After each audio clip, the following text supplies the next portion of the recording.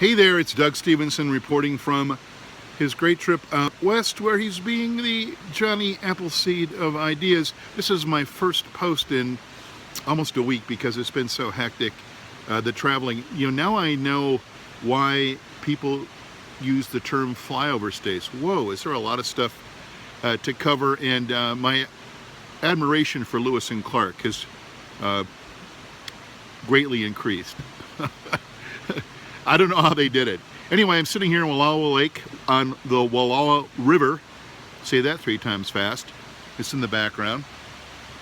I'm sitting here with my terminal gravity Eagle Cap IPA and getting ready to head off back for a rendezvous in the Midwest with the eclipse on Monday the 21st of August, my birthday. Anyway, it's been a great trip along the way. I'll file reports later on.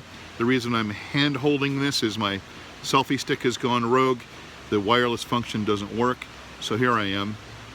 Along the way, highlights, my waitress Elaine in Omaha at Duggar's restaurant, a nice breakfast place, is retiring in January, and I gave her a whole bunch of ideas about how to do that. She's going to travel. I suggested she buy one of those mini trailers to take with her on the road. In Scotts Bluff, I met a woman named Margaret. That's really the highlight. I'll circle back to her. In Du Bois, Wyoming, just before Yellowstone, I ran into a woman by the name of Shannon, who's 6 feet tall and model-esque, working at the local tavern there. And she goes by Shorty, and I was giving her some tips about going back to school at her age after raising 3 children. And here in Joseph, Oregon, named after the great Native American Chief Joseph, whose Indian name meant rolling thunder off the mountains, and a great leader, a wise man who died of a broken heart, unfortunately. Here in Joseph, I met a bartender named Alyssa at the Hydrant, who's into femme rock, the heavy metal kind. She alluded to Hart and Joan Jett as part of her legacy, and I recommended to her rockers Liz Phair and Courtney Barnett of Australia. So we're quickly back to by the way, taking that river again. You're welcome. Back to Scottsbluff, Nebraska, where I met Margaret. Margaret is a 72-year-old woman who raised 13 children, 3 of her own, adopted most of the rest of them from Vietnam. She had a very storied life, to say the least. She was a backup singer, was it with Waylon Jennings? Anyway, she co-wrote the song Stuck in Lodi again, at least made a contribution. She was with the band at the time, precious young, attractive thing, and was on the bus. It always got somehow broken down in Lodi. Between that and raising all those kids, she was a limousine driver, and here's where her stories. She claims that Sylvester Stallone is gay because she used to take him to his boyfriend's house.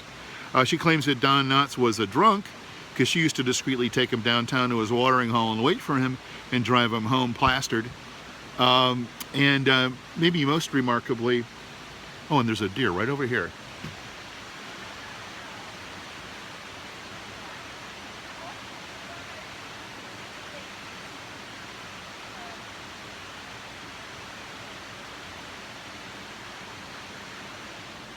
A whole family on cue. How'd I do that? Good idea, huh? Anyway, Margaret also claims that Andy Griffith was gay, and I said, geez, doesn't he eat crackers in bed? That doesn't sound too gay to me. Anyway, Margaret was an unapologetic Trumpster, and the mind has a lot of wandering time out here, and wandering time and thinking time, and I'm kind of getting it why Trump has support, even among people who, like Margaret, are pretty smart and pretty experienced and pretty worldly. More on that later. But anyway, it's been a great trip so far. Sorry for not reporting back more often, but it's been absorbing. And I hope to report back this week as I head to either Kansas City or St. Louis, depending on how we do on the road, to view the eclipse on Monday, August 21st, which just happens to be my birthday. Is that a sign? Anyway, signing off.